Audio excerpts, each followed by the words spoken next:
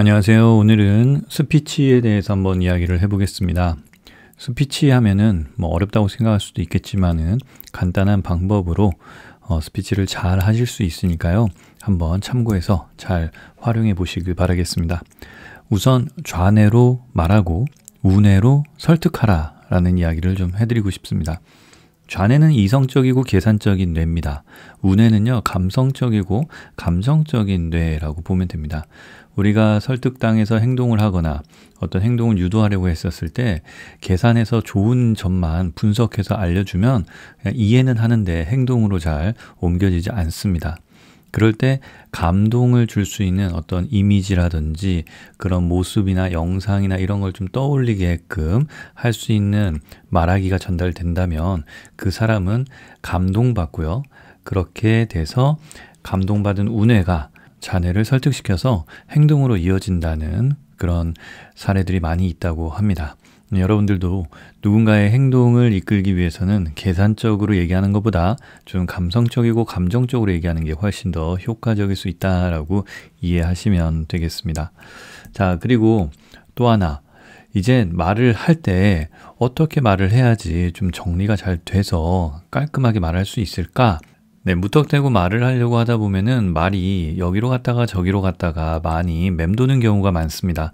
그렇기 때문에 더 좋은 스피치를 위해서는 큰 뼈대를 만드는 게 상당히 중요한데요. 여기서 10프랩의 기법이라는 그런 용어도 나옵니다. 이게 어떤 건지 간단히 설명을 해드리겠습니다. 일단 우리는 말을 듣는 사람을 이해를 해야 됩니다. 대부분의 사람들은 자신과 관계 있는 이야기에 흥미를 가집니다. 관계가 별로 없으면 쓸데없는 이야기 같으면 별로 관심을 안 가지게 된다라는 거죠. 사람들은 들으면서 이 이야기가 나와 관계가 있는 이야기인가? 나에게 득이 되는 이야기인가? 이런 것들을 본능적으로 판단을 한다고 합니다. 대략 판단하는데 한 15초 정도 걸린다고 이야기를 합니다. 15초 안에 내가 당신에게 하고 있는 이야기가 당신에게 이득이 되고 당신에게 관계가 있는 그런 중요한 이야기다라는 것을 알려줘야 된다라는 거죠. 상대방의 입장에서 이런 상황 그리고 다양한 생각들을 잘 정리해서 이야기를 하기 위해서 그래서 10프랩의 기법이 생겼다고 볼 수 있는데요. 간단히 10프랩의 기법에 대해서 살펴보면 이 6가지 방법에 대한 이야기라고 볼 수 있습니다. 첫 번째, 테마, 두 번째, 넘버, 세 번째, 포인트, 네 번째, 리즌, 다섯 번째, example, 여섯 번째, 포인트. 이 앞에 있는 글자들, 알파벳들을 따서 TNPREP 해서 10프랩이라고 하는데요. TN 앞에 1번, 2번이 빠지고 그냥 프랩이라고 하는 경우도 많이 있습니다. 테마는 결국 어떤 이야기, 무슨 이야기를 할 것인가 라고 고민을 해보고 정리를 해보는 겁니다.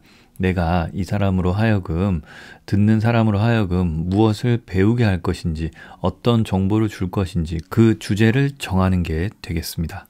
두 번째, 넘버. 할 이야기가 얼마나 되나?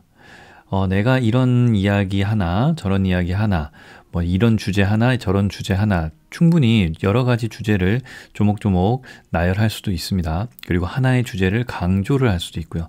그리고 또 어떤 사례들을 제시할 수 있는지에 대한 그런 개수나 이런 것들도 체크를 해둘 수 있습니다.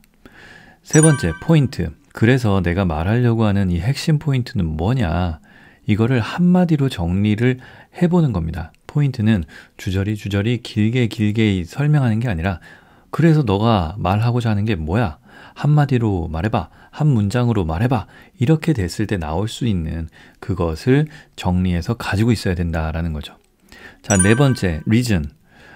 내가 하고 있는 말에 대한 근거가 되겠죠. 이유가 되고요. 어째서 이렇게 말할 수 있는가?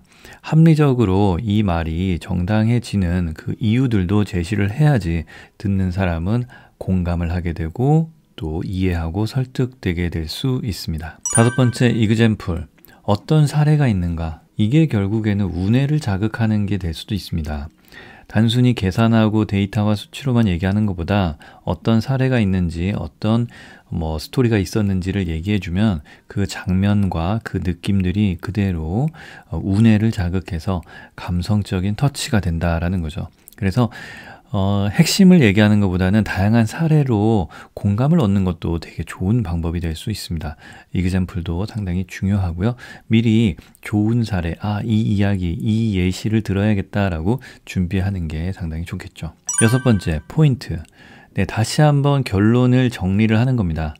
좋은 말하기는 처음에 테마, 주제를 이야기했다가 마지막에 다시 그 주제를 터치해주는, 그렇게 돌아가서 끝내주는, 정리해주는 그런 이야기가 상당히 좋은 이야기, 좋은 스피치라고 할 수 있는데요. 여섯 번째, 포인트. 결론을 정리해서 다시 한번 얘기해주는 거죠. 그러면 뭔가 재밌게 쭉 이야기를 들었는데 다시 한번 결론을 짚어주니까 듣는 사람은 편하게 그 이야기를 받아들일 수 있습니다. 자, 이렇게 스피치의 10 프랩 기법을 활용해서 준비를 하신다면 보다 좋은 스피치를 만들 수 있다고 생각합니다. 감사합니다.